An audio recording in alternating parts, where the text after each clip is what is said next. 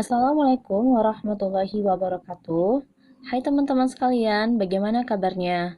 Nah, teman-teman, pada video kali ini, Nola akan mempresentasikan mengenai pengaplikasian sel surya pada mobil bertenaga sel surya yang akan dipresentasikan oleh Nola Afrijulida, saya sendiri, dengan NIM 181408030 dari jurusan Tadus IPA Fisika A, UIN Imam Bonjol Padang.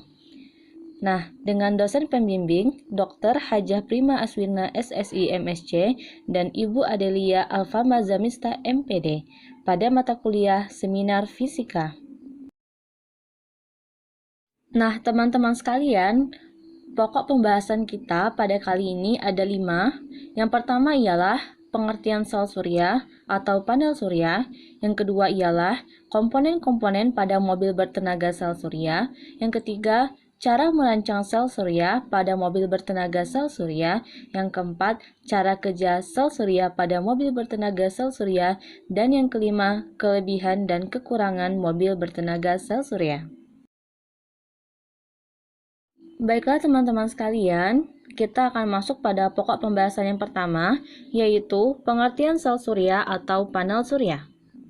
Nah, teman-teman bisa lihat di layar teman-teman, sel surya adalah alat yang bisa merubah intensitas sinar matahari menjadi energi listrik. Sel surya ini menghasilkan arus yang digunakan untuk mengisi baterai. Sel surya ini terdiri dari fotovoltaik yang menghasilkan listrik dari intensitas cahaya. Nah, gabungan dari beberapa sel surya inilah yang disebut dengan panel surya atau modul surya. Jadi teman-teman, sel surya ini merupakan alat yang mana bisa merubah sinar matahari menjadi energi listrik, dan kumpulan dari sel surya ini lah yang disebut dengan panel surya. Langsung saja kita masuk pada pokok pembahasan yang kedua, yaitu komponen-komponen pada mobil bertenaga sel surya. Nah, yang pertama ada panel surya. Teman-teman bisa lihat gambarnya di layar teman-teman. Panel surya ini adalah alat konversi energi dari energi cahaya matahari menjadi energi listrik. Teman-teman bisa melihat seperti yang sudah saya jelaskan sebelumnya. Inilah bentuk panel surya yang fungsinya untuk mengkonversi energi cahaya matahari menjadi energi listrik. Yang kedua ini ada aki atau baterai. Aki atau baterai ini ialah sebuah alat yang dapat menyimpan energi. Jadi, setelah energinya itu terserap oleh panel surya, maka akan tersimpan pada aki atau baterai. Nah, dalam bentuk energi kimia. Dan pada umumnya sendiri, baterai ini merupakan alat yang menyimpan energi listrik melalui proses elektrokimia. Dan proses elektrokimia ini ada di dalam baterai terjadi, yaitu perubahan kimia menjadi energi listrik, yaitu proses pengosongan. Jadi setelah diserap oleh panel surya, nanti masuk ke aki atau baterai, dan di aki atau baterai ini juga terjadi perubahan bentuk energi, yaitu perubahan kimia menjadi listrik, yang terjadi proses pengosongan, dan listrik menjadi kimia dengan cara regenerasi dari elektroda-elektroda pada baterai, yaitu dengan melewatkan arus listrik dalam arah polaritas yang berlawanan pada sel. Nah, teman-teman, yang ketiga ada di layar teman-teman, yaitu baterai regulator. Nah, baterai regulator ini adalah peralatan elektronik yang digunakan untuk mengatur arus searah yang diisi ke baterai dan diambil dari baterai ke beban. Nah, baterai regulator atau disebut juga dengan solar charge controller ini berfungsi juga untuk mengatur overcharging atau kelebihan pengisian karena baterai sudah penuh, dan kelebihan voltase dari panel surya atau solar cell. Jadi, peran baterai regulator cukup penting ya teman-teman dari pembuatan mobil bertenaga sel surya. Nah, teman-teman, selanjutnya kita masuk pada pokok pembahasan yang ketiga, yaitu cara merancang sel surya pada mobil bertenaga sel surya. Baiklah, teman-teman bisa melihat pada layar teman-teman, ada gambarnya di situ. Cara perakitan panel surya, yang pertama ialah pasang kabel ke 3 buah panel surya secara seri untuk mendapat ampere dari panel surya. Yang kedua, sambungkan kabel yang sudah diseri di panel surya ke baterai charger unit. Disambungkan ke baterai charger unit. Nah, yang ketiga, pasang kabel baterai atau aki yang sudah diseri ke baterai charger unit. Dan yang terakhir yaitu pasang kabel baterai atau aki ke seri ke mobil listrik.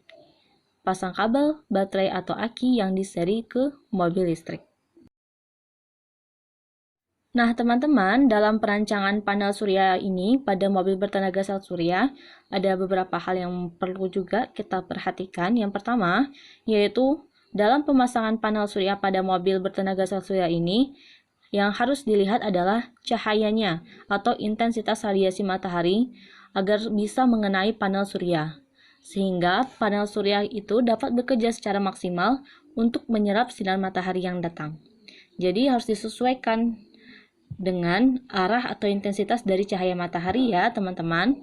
Dan yang kedua ialah dalam perancangan panel surya pada mobil bertenaga sel surya ini, usahakan untuk panel surya itu dibuat miring 45 derajat supaya panel suryanya juga dapat menyerap cahaya pada matahari secara maksimal.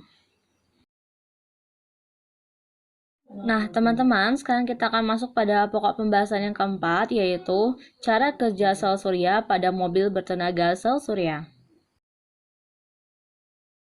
Nah, teman-teman bisa melihat pada layar teman-teman, ada gambar secara ringkas di situ mengenai cara kerja sel surya, yaitu sel surya terdiri atas semikonduktor, di mana elektron yang terlepas karena adanya energi foton menjadi energi listrik. Jadi ada gambar seperti garis yang bisa dikatakan itu adalah panel suryanya. Nanti ada energi yang datang atau cahaya matahari atau foton, maka akan langsung diserap.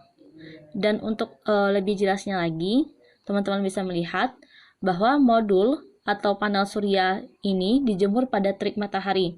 Maka semikonduktor PN junction, namanya adalah semikonduktor PN junction, akan mengubah panas matahari menjadi tegangan listrik arus searah atau DC. Nah, akan dirubahnya menjadi tegangan listrik arus searah atau DC. Dan tegangan yang dihasilkan sel surya ini akan dihubungkan ke regulator untuk pengisian baterai dan disimpan untuk kebutuhan ataupun keperluan beban. Teman-teman sekalian, jika beban yang dipakai adalah arus bolak-balik atau AC, maka tegangan dari baterai yang disambungkan ke inverter itu dapat mengubah tegangan arus searah DC yang pertama tadi menjadi tegangan arus bolak-balik atau AC. Dan untuk menurunkan tegangan pada sel surya ini, maka sel-sel surya itu disusun secara paralel. Dan untuk menaikkan tegangannya, maka sel surya akan disusun secara seri. Dan sistem kerja dari fotovoltaik atau sel surya ini dapat dibagi menjadi beberapa subsistem yang teman-teman bisa melihat pada gambar yang ada di layar teman-teman sekalian. Nah, teman-teman, ini adalah gambar mengenai subsistem yang telah saya jelaskan pada slide sebelumnya. Nah, teman-teman sekalian, teman-teman sudah melihat pada gambar teman-teman, di sini ada panel modul, ada regulator, ada baterai, ada inverter, dan juga beban. Nah, subsistem ini terdiri dari modul atau array dan penyangga yang berfungsi untuk menerima dan mengubah energi surya menjadi listrik arus searah atau kita sebut dengan DC. Dan power conditioning ini ataupun kondisi daya terdiri dari beberapa buah. Yang pertama ialah kabel. Kabel di sini berfungsi untuk menghantarkan arus listrik. Yang kedua ada regulator. Regulator di sini berfungsi untuk mengatur besarnya tegangan output dan memprediksi sistem, terutama baterai, dari kerusakan karena overload atau kelebihan beban. Dan selanjutnya ada baterai. Baterai ini digunakan untuk menyimpan energi listrik. Nah, baterai yang biasa digunakan berbentuk AQ atau baterai sel basah. Dan yang selanjutnya yaitu ada inverter.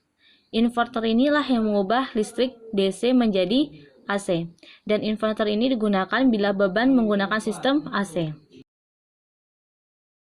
Dan selanjutnya ialah pembahasan kita yang terakhir, yaitu yang kelima, Kelebihan dan kekurangan mobil bertenaga sel surya. Nah, teman-teman bisa lihat pada layar teman-teman. Di sini saya memaparkan ada 4 kelebihan dari mobil bertenaga sel surya. Yang pertama ialah bersumber energi terbesar, yaitu matahari. Teman-teman sudah mengetahui dari penjelasan saya sebelumnya bahwa cara kerja dari panel surya ini yaitu dengan mengkonversikan energi matahari menjadi energi listrik. Dan energi matahari merupakan energi yang terbesar dan merupakan sumber alternatif juga yang terbesar yang dapat kita manfaatkan. Dan yang kedua adalah teknologinya bersih dan ramah lingkungan. Nah, teman-teman, teknologi dari voltaik ini atau panel surya ini juga dikenal sebagai teknologi yang bersih, sehingga dalam penerapannya akan mendukung juga program pembangunan yang berwawasan dan bersahabat dengan lingkungan. Yang ketiga ialah dapat disimpan dalam baterai. Seperti yang telah saya jelaskan sebelumnya, energi listrik yang dihasilkan dari modul voltaik ini berupa listrik arus searah ataupun DC, di mana dapat berlangsung dan digunakan ataupun dapat disimpan ke dalam baterai untuk dipergunakan pada saat kita memerlukannya. Dan selanjutnya ialah yang keempat, yaitu untuk mengurangi dan juga sebagai alternatif dari bahan bakar biasa. Nah, teman-teman, sumber energi cahaya atau surya ini dapat menjadi alternatif dari ketergantungannya kita terhadap bahan-bahan bakar yang biasa seperti solar, bensin, pertamax, dan pertalite. Dan selanjutnya kita masuk kepada kekurangan dari mobil bertenaga sel surya. Nah, teman-teman, seperti yang telah saya jelaskan sebelumnya bahwa sel surya ini dia memanfaatkan sinar matahari atau energi cahaya matahari untuk mengkonversikannya menjadi energi listrik. Tentu jika intensitas cahaya mataharinya kurang, maka panel surya yang untuk bekerja tersebut pun tidak akan bisa menyerap sinar matahari secara maksimal. Nah, inilah merupakan salah satu dari kelemahan mobil bertenaga sel surya. Dan yang kedua yaitu tentu dalam pembuatan dan penggunaan dari sel surya ini kita akan membutuhkan modal karena pembuatannya, sehingga diperlukan juga biaya tambahan dalam penerapan atau pembuatan panel surya ini. Baiklah teman-teman sekalian, sekian video saya pada kali ini. Semoga dapat dipahami dan juga dapat menambahkan ilmu bagi teman-teman sekalian mengenai inovasi terbaru, yaitu sel surya pada mobil bertenaga sel surya. Sekian dari saya, jazakumullah khairan. Wassalamualaikum warahmatullahi wabarakatuh.